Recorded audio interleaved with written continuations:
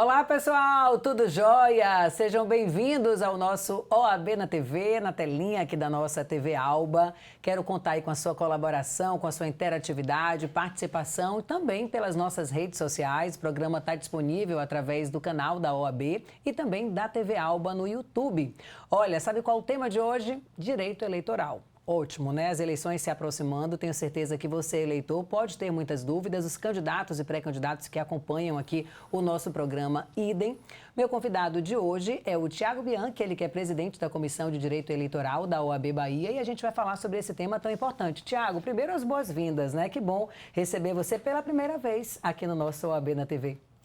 Exatamente, né? Primeira vez, espero que seja a primeira de muitas, né? É uma enorme satisfação, uma enorme honra estar aqui presente, né? Para a gente falar sobre o direito eleitoral no ano eleitoral, né? Será muito bom. Tenho certeza que muitas dúvidas serão esclarecidas nessa oportunidade. A gente teve a oportunidade, né? A OAB, em parceria com a TV Alba, realizou aí o primeiro Congresso de Direito Eleitoral da Bahia e lá tivemos a oportunidade de receber, né, muitos convidados para falar de temáticas tão atuais. E aí, para a gente começar logo o programa, algo que tornou aí de conhecimento público é a questão das fake news. Se a gente pudesse começar o programa de hoje atualizando as pessoas, o que é que tem de novo para a gente conscientizar, né, quem utiliza muito as redes sociais para saber o que é fake news, o que é não é e como lidar com isso? O que é que você diria, Thiago? Primeiramente, trazer um dado alarmante, né? As notícias falsas, elas circulam hoje 70% mais velozes, mais rápidas do que as notícias verdadeiras. Então, daí nós temos uma noção do potencial danoso que essas informações inverídicas podem causar em toda a sociedade, principalmente para os eleitores, né? Então, o Tribunal Superior Eleitoral ele tem adotado uma prática que é levar a informação para o cidadão, para o eleitor, principalmente por meio das redes sociais, né? Lá, através das plataformas sociais da Justiça Eleitoral, são veiculadas basicamente diariamente diversas informações aonde o eleitor, né, o cidadão comum, mesmo até aqueles que não tenham seus direitos políticos disponíveis, podem acessar essas informações e podem repassá-las, né, no sentido de evitar que haja a divulgação de fake news. Nesse mesmo sentido, o próprio Tribunal Superior Eleitoral ele tem uma paginazinha disponível chamada Fato ou Boato, que em qualquer página de pesquisa você pode colocar dessa mesma forma. Fato ou boato, que já será direcionado a essa página da Justiça Eleitoral, onde o cidadão, o eleitor, poderá colocar aquela informação, aquela notícia, aquele vídeo, né, e checar a sua veracidade, saber se de fato aquela notícia que está sendo reproduzida possui veracidade ou não.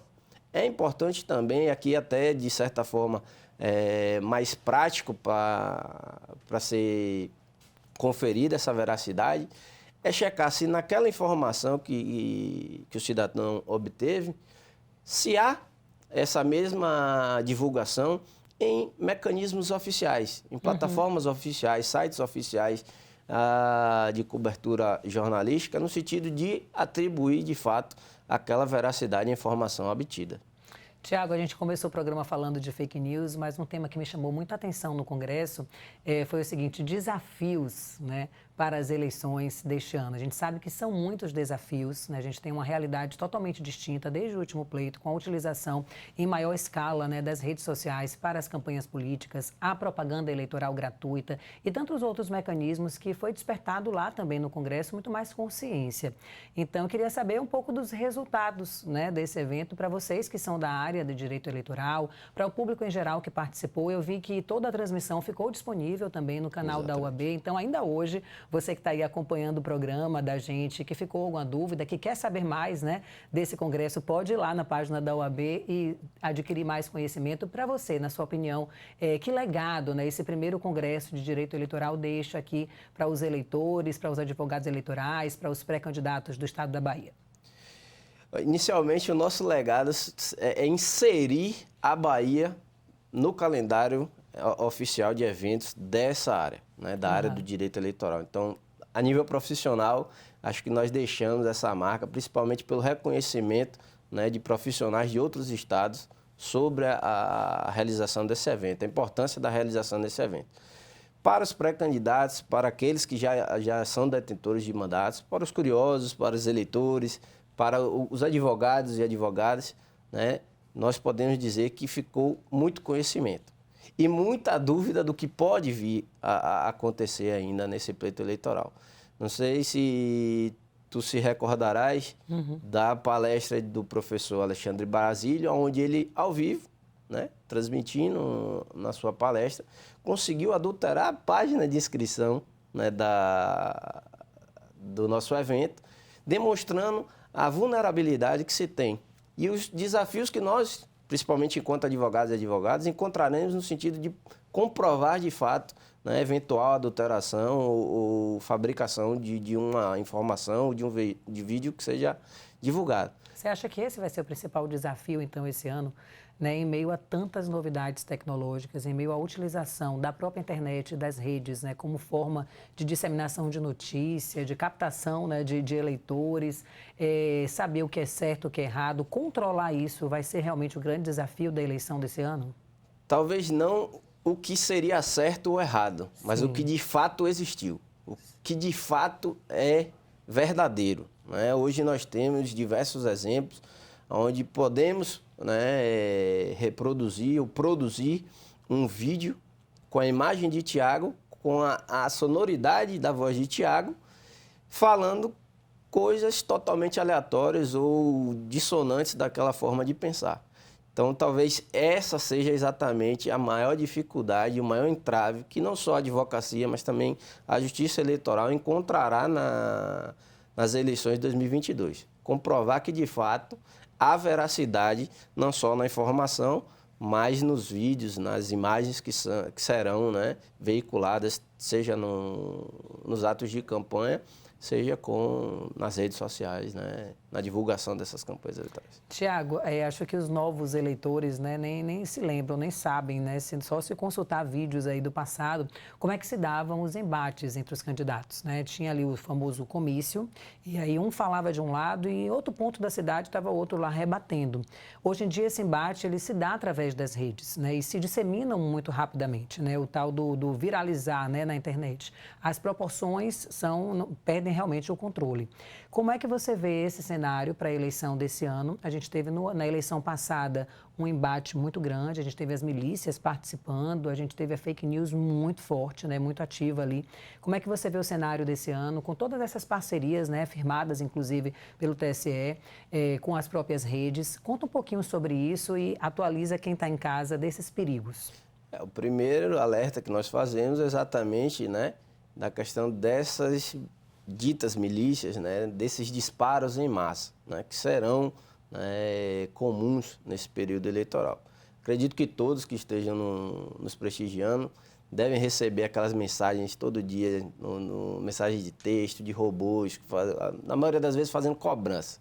Imagina o período eleitoral, né, se tratando de impulsionamento, né, de candidatos, de candidaturas, né?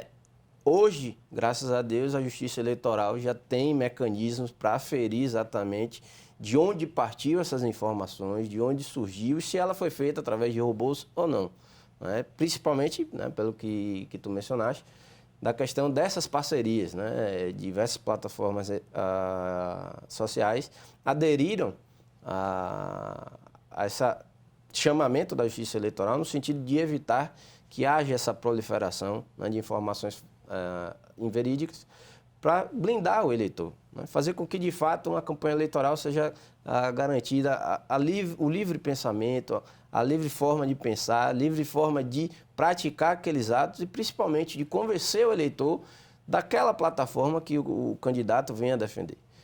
Acho que isso seria o mais importante. Mas também, né, é importante verificar que há mecanismo para a Justiça Eleitoral reprimir, coibir, né, e, eventualmente, sancionar aqueles infratores. Deixa eu te fazer uma pergunta que serve de alerta para você que está em casa acompanhando. Você disse identificar a origem, a pessoa é penalizada. E quem encaminha, né, sem verificar se aquilo ali é real ou não é? A gente sabe que as redes sociais, o WhatsApp, por exemplo, já agora conseguiu conter essa quantidade de mensagens que podem ser encaminhadas ao mesmo tempo. Mas quem encaminha também está praticando um crime? Exatamente. Não só aquele que produz aquela notícia, aquele vídeo inverídico, né, mas aqueles que repassam poderão incorrer nas mesmas penalidades, tanto a nível penal, né, isso é capitulado como crime, como também, né, sanção de multa. Então, além de poder ser preso, a pessoa poderá, né, desde que comprovada, obviamente, a prática do ilícito, poderá também ter que despender valor para pagamento da multa eleitoral. Eu estava acompanhando as palestras, né, no Congresso, e uma temática que me chamou muito a atenção, e eu queria saber um pouco, né, sua avaliação sobre esse tema, é a participação das mulheres na política. Foi defendido ali no Congresso reserva de cadeiras para as mulheres. Como é que está essa temática no direito eleitoral? A reserva de cadeiras ela ainda está um pouco, digamos, silente. Né? Há, digamos, essa provocação em torno do Congresso Nacional, mas eu acredito que não venha ainda a ser implementada, principalmente porque nós já temos um Código Eleitoral em tramitação, projeto, Sim. perdão, de novo Código Eleitoral, onde ainda não houve a inserção dessa matéria no seu bojo. Né? Há exatamente ainda a fomentação, a participação no processo eleitoral, mas ainda não com a reserva de cadeiras propriamente dita. Né? É um assunto bastante polêmico, mas é um assunto também muito importante. E aqui eu já vou abrir em primeira mão que nós estaremos a realizar em julho um evento destinado especificamente a isso, né? A trazer a participação feminina, o engajamento das mulheres, não só no processo eleitoral, mas que de fato venham a competir em igualdade de gênero com os homens. Né? Nosso evento será voltado justamente a isso. Preparar em todos os sentidos as mulheres para que, eventualmente, lá no futuro, a gente não precise reservar as cadeiras para elas.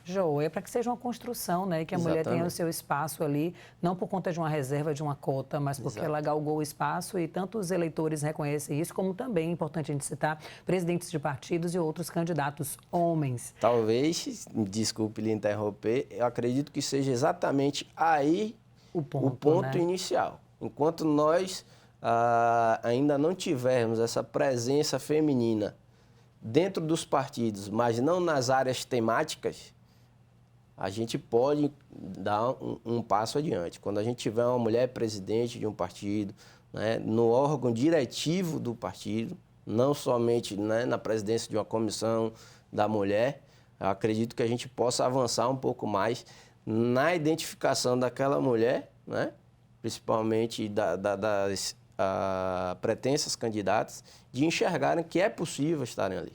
Isso permeia nessa questão da oportunidade, né, Tiago, que a gente está falando. Quando se tem a oportunidade, você alcançar o seu espaço é muito mais fácil. Agora, a gente viu em eleições passadas as mulheres sendo colocadas como laranjas, né? Estava ali para bater a cota, para o partido receber a verba. E na questão do direito eleitoral, o que muitas pessoas desconhecem, aí eu digo tanto homens quanto mulheres, é como denunciar, né, questões assim. Onde é que entra o papel do advogado eleitoral nessa questão, né, de defender, de receber denúncia? Como é que trabalha a comissão, por exemplo, nesse sentido, para a gente ir para o intervalo? A Comissão de Direito Eleitoral, né, ela atua em representação, obviamente, da ordem, né, mas ela atua como uma entidade fiscalizadora, num papel similar, digamos, ao Ministério Público. Né? Qual a finalidade da ordem no processo eleitoral é atestar e garantir que o processo seja feito de um modo, né, transparente e que haja lisura em todas as etapas do processo eleitoral. Né? Então, obviamente, né, é possível que os eleitores, que os cidadãos, se deparando com situações como essa, possam provocar não só a ordem, mas também o Ministério Público, no sentido de evidenciar que há aquela prática ilícita, né, das candidaturas laranjas. A única diferença é nós não temos o poder investigativo que o Ministério Público tem. Né? Então, quando a OAB se depara diante dessa situação, ela deverá remeter aos órgãos competentes para que investiguem, apurem, né? Principalmente porque nas ações eleitorais é necessário o que a gente denomina de robustez probatória. Então, é necessário que haja uma prova contundente daquela prática do ilícito, de modo a impactar no processo eleitoral. Como a OAB, nesse passo, não tem esse poder investigatório, né? Nós encaminhamos essa denúncia ao Ministério Público, que poderá, né, fazer diligências de modo a ratificar, né, aquela denúncia eventualmente feita para depois, posteriormente, ser submetida à demanda judicial. Muito bem, algumas dúvidas esclarecidas e foi bom a gente tocar nesse assunto para falar com as pessoas como é essa questão das provas, de que maneira você, pré-candidato, você eleitor, pode ter mais consciência a respeito dessa temática, pode se resguardar. Tá gostando da entrevista? Continua com a gente. Estou com o Thiago Bianchi, ele que é presidente da Comissão de Direito Eleitoral da OAB Bahia. A gente está falando sobre os desafios das eleições deste ano.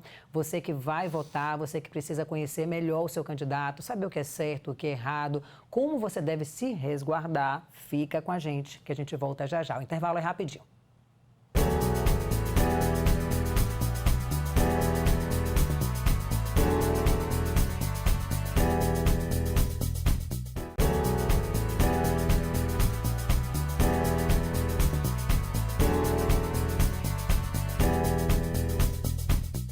Estamos de volta com o nosso OAB na TV. Muito obrigada pela sua audiência, muito obrigada por estar aqui com a gente, aprendendo mais. Você que ligou a televisão agora, o tema de hoje é Direito Eleitoral. Aqui ao meu lado está o doutor Thiago Bianchi, ele é presidente da Comissão de Direito Eleitoral da OAB Bahia. E a gente está tirando dúvidas, viu? Eleições deste ano, o que é que pode, o que é que não pode. A gente ouve falar de fake news, a gente ouve falar de compra de voto, a gente ouve falar de candidatos laranjas. Estávamos conversando, né, Thiago, agora há pouco, gente, sobre isso.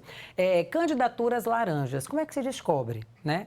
Ah, meu Deus, o que adianta só a gente estar aqui criticando se não denunciar? Ele me conversava aqui nos bastidores sobre duas cidades, Uauá e Jacobina, é Exatamente. isso? Onde lá foram verificadas candidaturas, né, de laranjas, mulheres também, Thiago? Mulheres também. Mulheres, e foi descoberto através de uma denúncia. Como é que as pessoas podem denunciar se estiverem ali na cidade verificando que tem candidatos que, na verdade, só emprestaram o nome para receber, de repente, dinheiro do partido e terem vantagens? O que é muito comum de acontecer, né? E seria, digamos, a primeira visualização de indícios de que há a candidatura laranja, né? Mulheres que se lançam como candidatas, mas praticam atos, na verdade, pedindo votos para outros candidatos. Sim. Né? Imagina, então, não quer nem... não, nem ela mesmo votou nela. Exatamente. E não é incomum, né, mulheres não terem o próprio voto. Né? Então, nessas cidades que tu citaste, né, Uauá e Jacobina, houve exatamente a reforma no âmbito do Tribunal Superior Eleitoral que atestou exatamente as candidaturas fictícias, né? Mulheres que se lançaram como candidatas, mas que ou praticaram pedidos de atos de campanha para outros candidatos homens, né? Não tiveram comprovação de gastos eleitorais, não praticaram nenhum ato de campanha eleitoral em suas redes sociais. Né? E aí, Thiago, tem alguma penalidade sobre isso? Tem. Né? Qual? Além da perda dos direitos políticos, essas candidatas se tornarão inelegíveis por 8 anos. Né? Todo o DRAP, né, os documentos de regularidade dos atos partidários do partido na qual ela estava vinculada, ele é tornado inválido. Ou seja, todos aqueles candidatos que disputaram o pleito pelaquela agremiação que se identificou exatamente a candidatura fictícia, serão anulados. Consequentemente, aqueles que porventura tenham obtido o mandato eletivo serão cassados, perderão o seu mandato, né? E aí será feita uma recontagem de votos e a distribuição de cadeiras entre os partidos que sobrarem. E eu te perguntei sobre como denunciar, como é que o cidadão comum pode fazer essa denúncia? A gente falava antes também das provas, né, que são necessárias. O cidadão comum ele tem um aplicativo na Justiça Eleitoral chamado Pardal. Ele, sozinho, ele pode, né, através desse aplicativo, né, fazer o registro daquela eventual ilicitude que ele esteja vendo, que a Justiça Eleitoral encaminhará ao Ministério Público Federal para a adoção das medidas competentes. Mas também é possível, né, na maioria das eleições, os partidos têm advogados, né, para atuar, esses eleitores podem procurar o próprio candidato, né, que se identifique, né, e levar seu corpo jurídico essas informações, que a partir desse momento, né, o corpo jurídico, né, os advogados poderão verificar se de fato existe aquela ilicitude e, né, dar início, né, a uma investigação, que não seria o termo correto, mas a busca por elementos que venham a comprovar aquela denúncia que o eleitor trouxe à agremiação ou ao candidato, no sentido de, eventualmente, no futuro, poder promover uma ação judicial. Muito bem, bora agora falar um pouquinho da proteção aos candidatos, né?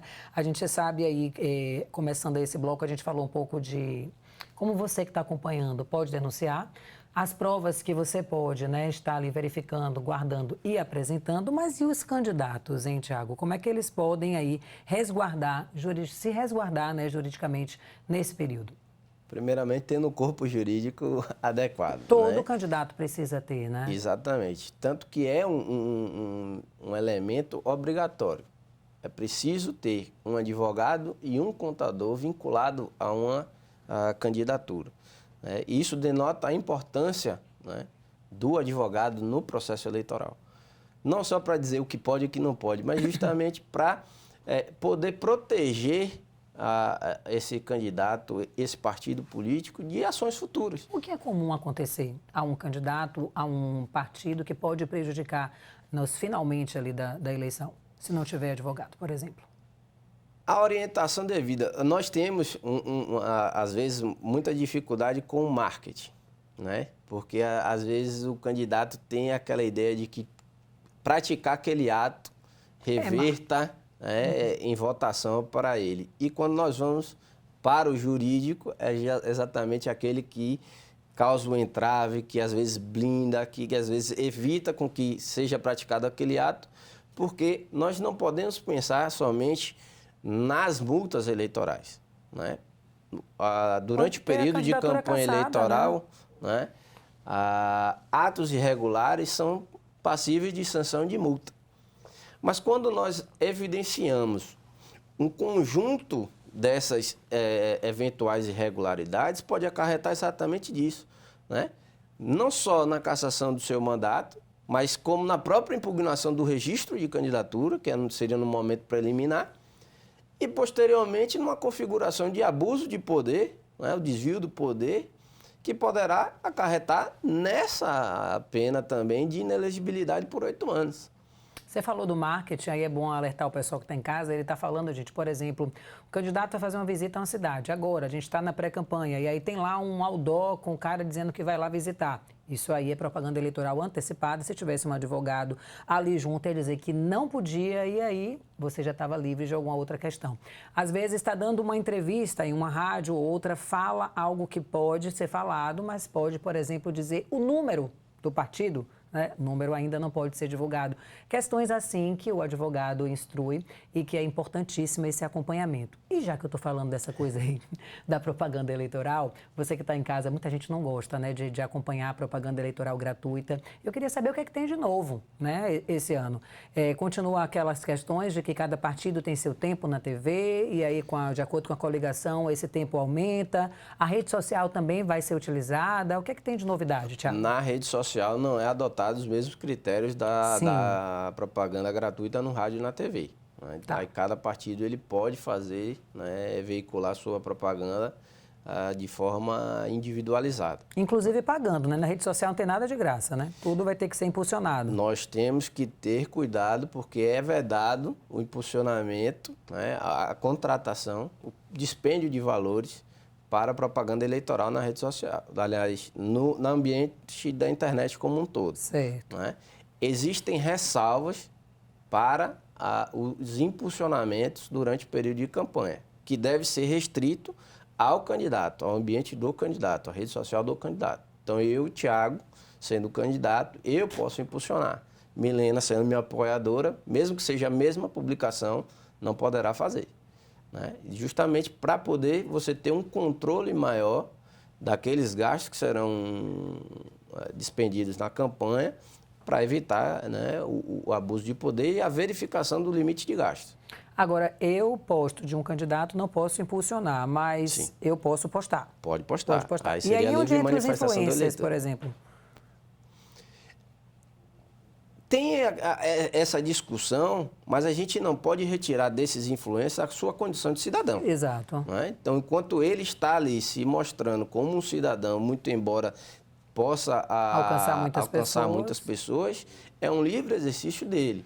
Né? É uma livre manifestação do seu pensamento e da sua manifestação eleitoral. Sim. Enquanto isso não ultrapassar essa barreira, não haverá, né, ilegalidade nenhuma. Vamos pensar, né, num grande artista do cenário baiano da música que opine, né, sobre a sua forma de pensar ou declare a sua intenção de voto. Ele não pode ganhar dinheiro para isso, não pode ser contratado para esse fim. Se for hoje livre... já se admite, em alguns casos, né, a contratação de artistas quando de eventos com a finalidade exclusiva de arrecadação para campanha, arrecadação de recursos. Agora, Tiago, eu vi muito agora nesse ano de São João, muitos artistas chamando, inclusive, candidatos, né, para o palco e ali falando livremente, vote tal número, esse aqui é meu candidato. Isso tudo podia, porque era pré-campanha ou pode mesmo estar liberado? Nós temos, né, recentemente, tivemos a inserção do artigo chamado 36A, né, que trata do que seria possível no âmbito da pré-campanha. Né? Dentre alguns desses incisos, dessas hipóteses previstas na legislação, está a sua declaração de pré-candidatura, ou seja, a sua manifestação de intenção de concorrer. Mas é vedado que, através dessa manifestação, se faça um pedido explícito de voto. Sim. Né? Então, eu chegar, ainda que seja nesse ambiente do São João, no ambiente festivo, e diga que é necessário votar em Milena, é preciso, ou eu votarei em Milena, eu estaria incidindo, né, em um ilícito eleitoral. Então, aí, exemplo, eu vi isso está postado na rede social. Se eu guardar esse vídeo, encaminhar para o Ministério Público, eu posso... É possível a representação eleitoral por propaganda antecipada. Fica esse alerta, viu? Você que está aí circulando pelas cidades, que presenciar alguma situação assim de algum artista que está ali contratado para cantar e quer fazer campanha eleitoral, é bom você filmar, registrar e denunciar. Esse que é o papel do cidadão, né? Exatamente. Essa transparência é muito importante. Tiago, o pessoal está me sinalizando que está acabando aqui o nosso tempo, mas é importante a gente falar de uma questão que está sendo aí noticiada o tempo inteiro na mídia. Há um ataque, né? À nossa urna, que é tão credibilizada mundo afora, mas aqui tem um grupo que quer dizer que a urna é fraudulenta, que isso, que aquilo outro. Você que está acompanhando deve saber qual a opinião, né, da Comissão de Direito Eleitoral sobre isso e de que forma a gente pode resguardar a nossa urna eletrônica. Inicialmente, nós ratificamos a veracidade e a segurança das urnas eletrônicas. Né? Não é um processo novo. Nós estamos com as urnas eletrônicas há basicamente 20 anos ou próximo a isso. Né? E muitos dos que questionam, né, a sua possível insegurança têm se valido exatamente delas para poder atingir, né, ou alcançar os cargos eletivos que talvez ocupem no momento. Né? E aqui eu gostaria de chamar a atenção, principalmente para aqueles líderes de partido, aqueles que questionam a segurança das urnas, está exatamente no seguinte: na legislação eleitoral nós temos etapas e procedimentos prévios a propriamente a eleição. Né? Nós temos disseminação de urna, lacração de urna, teste, né, de segurança das urnas. E tem representantes do partido que acompanham todo esse processo, inclusive no dia da eleição. Esse é o ponto. Importantíssimo. Não temos essa participação de quem deveria estar ali para atestar, né, essa segurança. Né? Todo o processo prévio à eleição, ele é, de certa forma, omitido pelos partidos.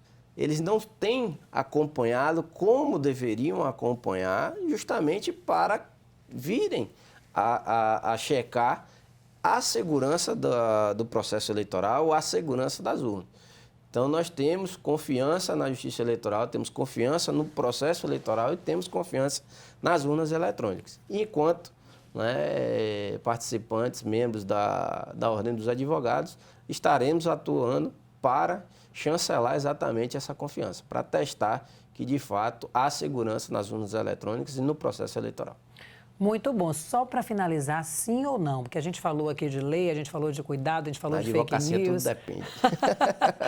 Você acha que os candidatos, eles entendem dessa questão toda tão importante que a gente falou aqui, que é a lei eleitoral, eles procuram entender, eles têm esse interesse ou ainda esse caminho precisa ser percorrido aí, e no caso agora de um ano eleitoral, muito mais aceleradamente? Será de forma muito assodada, né? Pouquíssimos candidatos ainda têm essa noção de ter um corpo jurídico adequado para, principalmente, antever situações que poderão lhe trazer complicações no futuro. Fica o alerta, tá? Para você, candidato que está aí acompanhando. Fica o alerta para você, eleitor, que acompanhou aqui o nosso programa. Se surgiu mais dúvidas, vai lá no Instagram da Comissão de Direito Eleitoral da OAB, vai lá no Instagram da OAB Bahia, manda aqui através da rede social da TV Alba sua pergunta, sua dúvida, sua sugestão de pauta ou de entrevista no nosso programa. Tiago, é assim mesmo, é acelerado, passa rápido. Quero agradecer aqui sua presença no nosso programa. Muito obrigada pela entrevista. Nós que agradecemos e colocamos a comissão à disposição não só dessa casa, mas de toda a sociedade. Muito obrigada, gente. A gente se despede por aqui, lógico, convidando você a seguir nossas redes sociais da TV Alba, no Instagram, no Facebook e o nosso canal no YouTube. Continue aqui acompanhando a nossa programação. Tchau, tchau. Até semana que vem.